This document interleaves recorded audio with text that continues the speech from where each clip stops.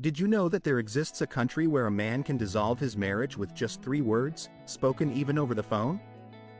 No notarization, no need for official documents, no face-to-face meetings, and surprisingly, no requirement to specify any reason for the divorce. In the same place, extravagant wedding celebrations filled with excessive amounts of food are prohibited, and newlyweds could even find themselves under arrest for violating this rule. And imagine, I could tell you that crying at a funeral might be punishable by law. It sounds almost unbelievable, but this country truly exists. It is Tajikistan, a remote, mountainous country on the fringes of the world's awareness, almost forgotten by many. Yet, its reality has the power to deeply astonish anyone willing to look beyond the surface. Today, together with Bellamond, we are embarking on a journey to one of the most secretive nations in Central Asia, an intriguing place that remains largely hidden from the global eye.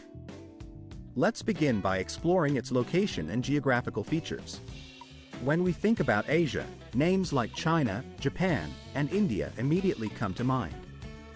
If the focus narrows to Central Asia, the names that typically surface are Afghanistan, Pakistan, or perhaps familiar countries such as Turkmenistan.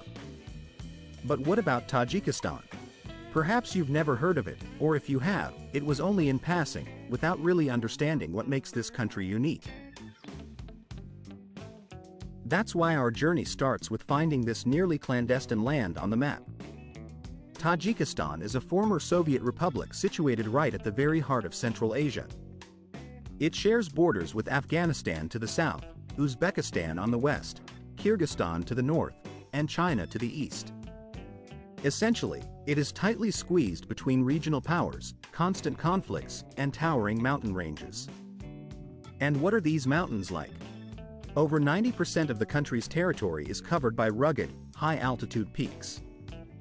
The most spectacular among them is the Pamir, often called the roof of the world, where some of Asia's highest summits soar above 7,000 meters. Add to that a relatively small land area of just over 140,000 square kilometers, less than half the size of Spain, and an extreme climate, which varies from scorching heat at lower elevations to freezing cold in the highlands. What does all this add up to? An isolated, almost inaccessible country, yet one filled with breathtaking landscapes and stories unknown to most of the world. It is precisely here that our journey begins. Now, let's turn to its history. Long before Tajikistan became a remote, mountainous nation, it was home to some of the most powerful civilizations in world history. For centuries, this land served as a vital waypoint along the legendary Silk Road, the grand network of trade routes connecting east and west. From Chinese caravans and Middle Eastern merchants to conquerors from Central Asia and even Alexander the Great himself during his campaigns, these lands have witnessed countless travelers and armies crossing through. Throughout its long history, the territory of modern Tajikistan was governed by powerful neighbors. First, it was under Persian influence, then later part of medieval Islamic states in Central Asia, such as the Samanid Empire, which brought a golden age of art, science, and literature to the region. Later, the land was subjected to Mongol invasions led by Genghis Khan, which devastated everything in their path. This rich and tumultuous past has left an indelible mark on Tajikistan, shaping its cultural identity and historical significance, even as it remains one of the most secluded and less explored corners of the world. Finally, there are the Russians, who in the 19th century annexed this region and transformed it into a Soviet republic. For nearly a century, this territory was effectively governed by foreign powers, with its sovereignty often questioned and debated. At times, it was regarded as a colony, other times as a province within a larger empire, but true independence only arrived in 1991, coinciding with the dissolution of the Soviet Union. However, this newfound freedom did not bring immediate joy. Instead, it was accompanied by profound pain and upheaval. Within the very next year, the nation plunged into a brutal civil war that would last for 5 years, claiming tens of thousands of lives and devastating what remained of its fragile economy. Since those tumultuous times, Tajikistan has been engaged in a long and arduous struggle to rebuild itself, often battling persistent poverty that still casts a heavy shadow over the land. A significant portion of its population lives abroad, seeking better opportunities elsewhere, while political power remains concentrated in the hands of the same president, who has held office continuously since 1992. This story is one of domination, resistance, and collective forgetfulness, a narrative of a country that has spent much of its existence under foreign rule and is only now trying to understand its own identity and determine its future direction. Moving on to the third aspect, which encompasses the people, their religions, and their beliefs.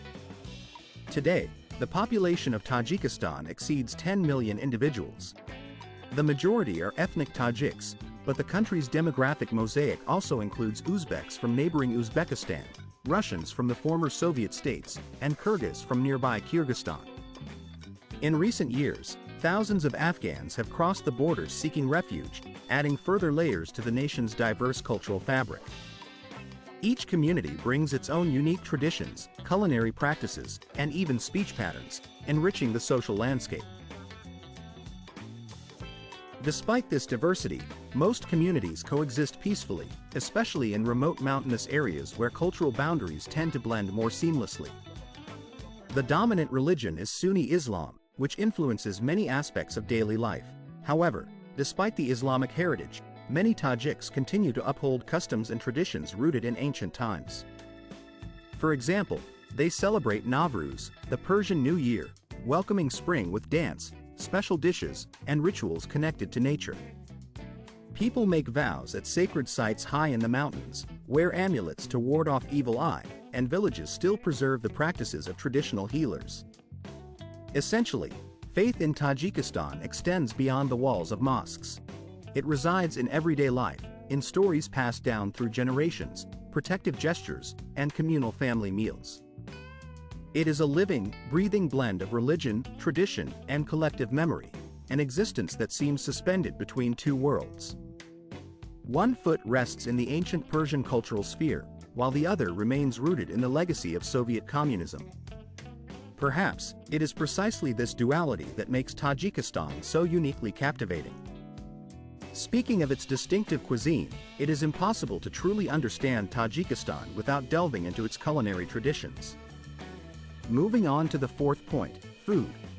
In Tajik culture, food is synonymous with hospitality and warmth. Every gathering revolves around the table, or more accurately, the floor. Most homes lack tables and chairs. Instead, the meal is laid out on a dastarhan, a cloth spread directly on the ground, where everyone sits together in accordance with age-old customs. The meal begins with appetizers, dried fruits, nuts, and slices of traditional bread called kolva. Next comes the soup, followed by meat dishes, and finally the most anticipated dish of all, plov, also known locally as ash. This is a hearty rice dish cooked with carrots, tender pieces of lamb, and a generous amount of oil, all prepared in a large kazan, a traditional cast iron pot, over an open flame. Sometimes, the plov is enriched with chickpeas, dried fruits, or even whole heads of garlic, adding layers of flavor.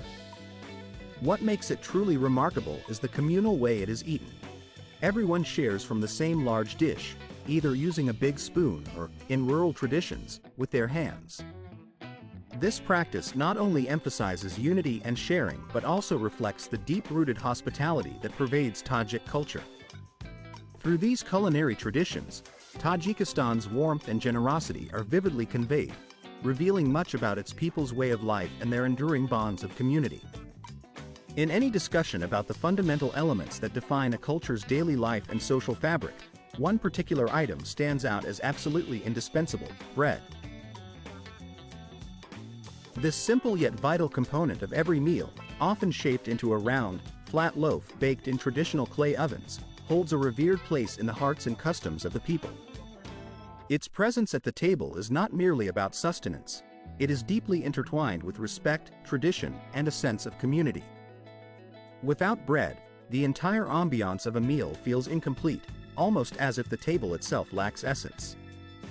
You might serve rice, meat, or fresh fruits, delicious, colorful, and nourishing, but if bread is absent, many would instinctively feel that the meal is lacking, that something crucial is missing.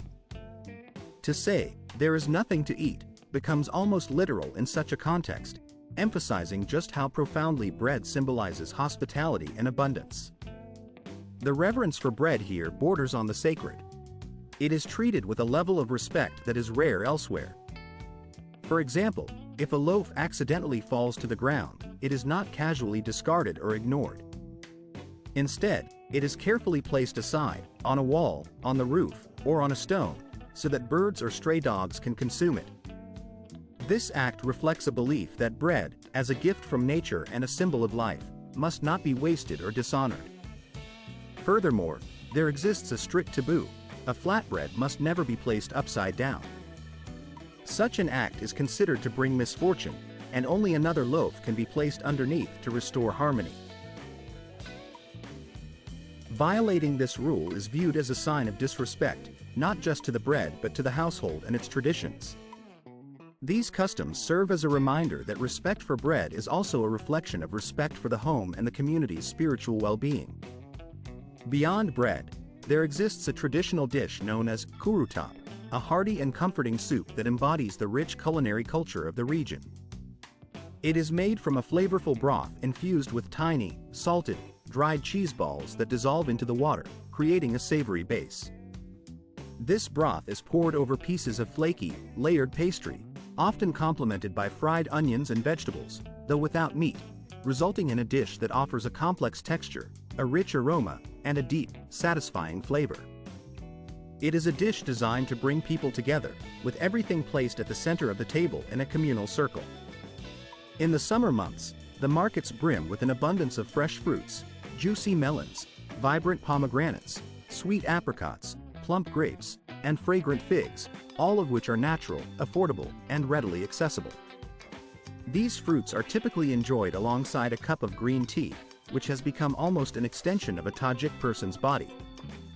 Served hot and unsweetened in small, handleless cups, this tea is suitable for any time of day, at breakfast, during midday, or after dinner. Always, the tea is waiting, ready to warm and refresh. The tea house, or chaykhana, functions as the heartbeat of social life in the city. It is a place where people gather, sit comfortably on the floor, and engage in lively conversations, sharing stories and experiences. Here, bread is broken, and tea is sipped, symbolizing unity, respect, and a sense of belonging. In Tajikistan, food transcends mere nourishment. It becomes a ritual of fellowship, a gesture of mutual respect, and an affirmation of community ties. It is in these shared moments that the essence of Tajik culture reveals itself, through simple acts that carry deep significance. Moving beyond the culinary sphere, the next aspect of Tajik life that vividly illustrates their societal values is the realm of customs, traditions, and unwritten rules, particularly those surrounding marriage. After a meal, the social customs and traditions come to the forefront, revealing the true heart of the people. These traditions are not mere formalities but are deeply rooted in the collective identity of Tajik society, shaping everything from how tea is served to the invisible codes that govern married life. Among these, the most significant event remains the wedding, an occasion of unparalleled importance that unites families and communities in celebration. In rural areas, many young people still enter into marriage at a relatively early age, often around 15 years old, despite the legal minimum age being set at 18. Marriages are typically arranged through family agreements, pork, with the groom's family paying a dowry, or kalam, directly to the bride's relatives. This sum usually covers the expenses of the wedding itself, symbolizing a gesture of goodwill and commitment.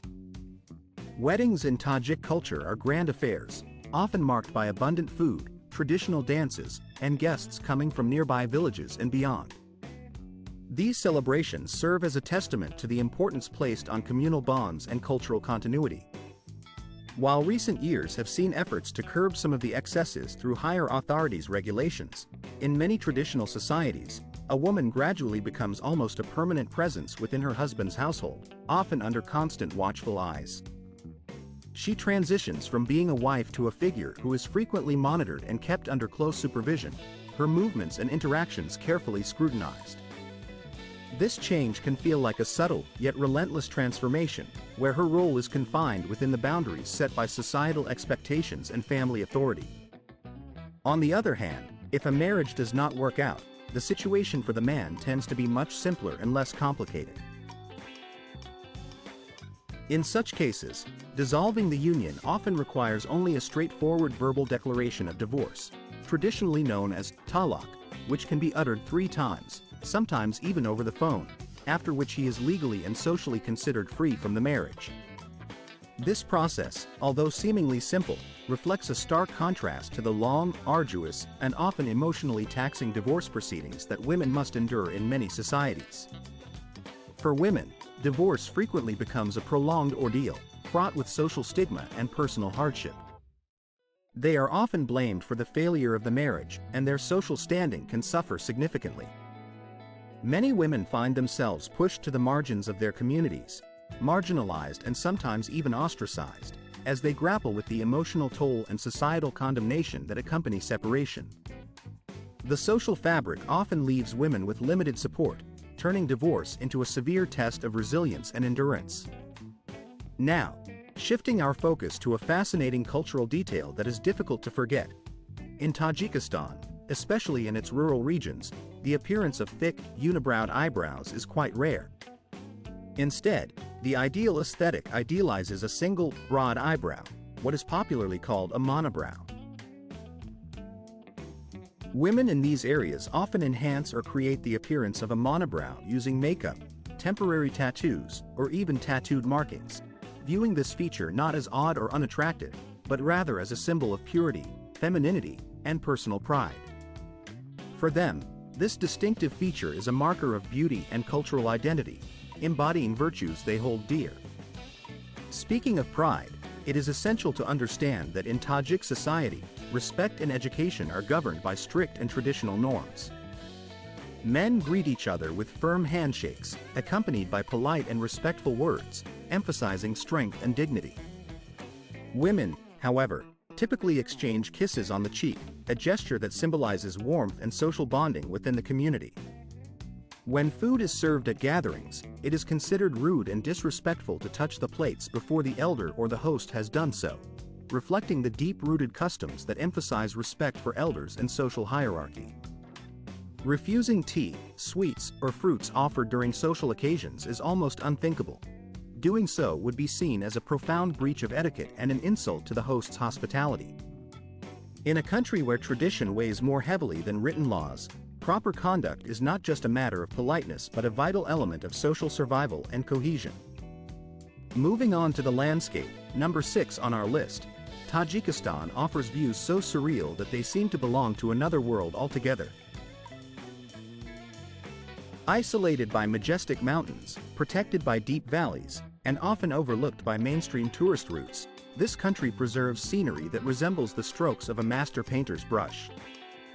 Those daring enough to venture into its remote corners discover vistas that seem almost unreal, beautiful, pristine, and untouched by modern development. The journey begins in the capital city of Dushanbe, a peaceful metropolis characterized by broad streets lined with lush greenery, offering a serene atmosphere that invites calm contemplation. Among its landmarks is the National Museum of Tajikistan, a place where the country's rich history comes alive through exhibits that span from the Stone Age remnants to relics from the Soviet era. Walking through its halls, visitors can trace the evolution of a nation that has endured countless changes yet remains resilient. Leaving the city behind, travelers are greeted by breathtaking sights. The snow-capped peaks of the Fan Mountains loom majestically, hiding the legendary 7 lakes, known locally as Sima Nohi. Each lake boasts a distinct hue, ranging from deep, velvety blue to vibrant emerald green, creating a kaleidoscope of colors that captivate the eye. Amidst these natural wonders, the name Alexander the Great surfaces in memory. Legend has it that the ancient conqueror passed through this region, and in his honor, one of the lakes was named Iskanderkul. Interestingly, in this part of the world, the name Alexander is often rendered as Iskander, and the lake bears a name that signifies Alexander's Lake. Whether this story is rooted in history or remains a local legend is uncertain, But what is undeniable is that the lake's mirror-like surface reflects the surrounding mountains with such clarity that it evokes a sense of awe, like gazing into a living painting. For those seeking to immerse themselves even more deeply into the wild, unspoiled nature of Tajikistan, the Pamir Highway, known locally as the Pamir since the year of 1992, the nation of Tajikistan has been under the steadfast rule of a single individual, Emomali Rahman. Over the decades, he has reshaped the very fabric of the country's constitutional framework, amending its fundamental laws to abolish any restrictions on presidential terms. As a result, since 2016, it has become legally possible for him to remain in power indefinitely, literally forever, if he so chooses. Today, Rahman is perceived by many as almost a sacred figure, an enduring symbol of stability and continuity. He holds titles that evoke reverence, such as the founder of peace and the guardian of national unity, and his visage is ubiquitous across the entire country. State-controlled media consistently compare him to the sun, portraying him as an eternal and benevolent source of light, warmth, and guidance. Citizens are expected to address him with formal titles like Your Excellency, emphasizing a deep-rooted reverence that borders on veneration. However, his influence extends far beyond mere titles and symbols. It infiltrates every aspect of public life and governance. In fact, power in Tajikistan has become so concentrated that it resembles a familial dynasty. His son holds the position of Speaker of the Parliament, his daughter manages the presidential administration, and his son-in-law oversees the National Bank. Many high-ranking officials and government leaders hail from the same village where Rahman was born, reinforcing the idea that political authority has become an inheritance, passed along within the same family network. This consolidation of power transforms the political landscape into what can only be described as a family affair, where dissent or questioning the system is met with harsh consequences, most notably, imprisonment. The climate of suppression is palpable. In the year of 2018, a journalist was imprisoned simply for exposing corruption, illustrating the lengths to which authorities go to silence critics. Today, even the use of overly complex language in news reports can result in fines, as authorities claim that elaborate vocabulary hinders the understanding of the populace. Believe it or not, a journalist might be fined as much as $100 for the use of rare or sophisticated words, reflecting the regime's desire to control not just actions but even the flow of information and expression. Religious practices and expressions are also subjected to strict oversight and regulation.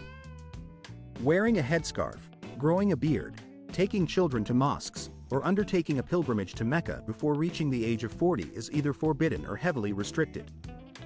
Even studying in Islamic schools abroad can pose risks of governmental scrutiny and interference. The list of prohibitions does not end there. Celebrating New Year's festivities is considered taboo. No loud music, no fireworks, and even Santa Claus has been declared an alien symbol incompatible with local traditions. Birthdays are to be observed solely within the confines of one's home. Public celebrations in halls or restaurants are prohibited. If authorities deem a celebration excessive or ostentatious, they are quick to impose fines. Weddings, often marked by elaborate feasts and social gatherings, are closely monitored. Police may arrive unannounced, confiscate food, and accuse the family of excessive spending or showy displays of wealth. Such incidents are not rare, they are disturbingly commonplace. Imagine a typical wedding scenario. A family prepares a modest celebration for their daughter's marriage. Suddenly, government officials arrive uninvited, seize the food, and reprimand the family for what they label as wastefulness. This rigid oversight extends even into moments of mourning. In the year of 2017, authorities banned loud crying, noisy funeral processions, and exaggerated gestures at funerals, insisting that grief must be expressed quietly and discreetly. Mourning practices such as tearing hair, beating one's chest, or openly displaying sorrow in public spaces have been outlawed. Even expressions of grief, which are universal in many cultures, are now subject to regulation, supposedly in the name of modesty and social morality. Yet, many see these measures as nothing more than tools to tighten the grip of control over the population. The state, which forbids its citizens from even openly mourning their loved ones with genuine emotion, seems more intent on maintaining an image of order and discipline than respecting individual human experience. All of these restrictions and measures culminate in a picture of a country where freedom of expression, religious practice, and personal celebration are systematically curtailed. This is a land of ancient beauty, rich culture, and striking contrasts, where tradition and modern authoritarianism coexist in a complex, often bewildering tapestry. The regime's approach to governance and social control is difficult to understand through simple explanation, as it defies conventional logic and norms. It is a country that, despite its historical and cultural wealth, is increasingly characterized by rigidity and suppression, where the very act of mourning or celebrating is scrutinized and regulated. I hope you found today's story insightful and thought-provoking. If this narrative resonated with you, please take a moment to reflect on the importance of awareness and understanding of such realities. I'm quite certain that you'll find this content engaging and enjoyable. If you have a moment, please consider sharing your thoughts and leaving a comment below. Your feedback is truly appreciated. We're also curious to know, if you could choose any country in the world, which one would you like us to explore in our upcoming videos? Your suggestions help us decide our next destination and tailor our content to your interests. Once again, thank you very much for taking the time to watch this video. We look forward to connecting with you again soon in our next exciting episode.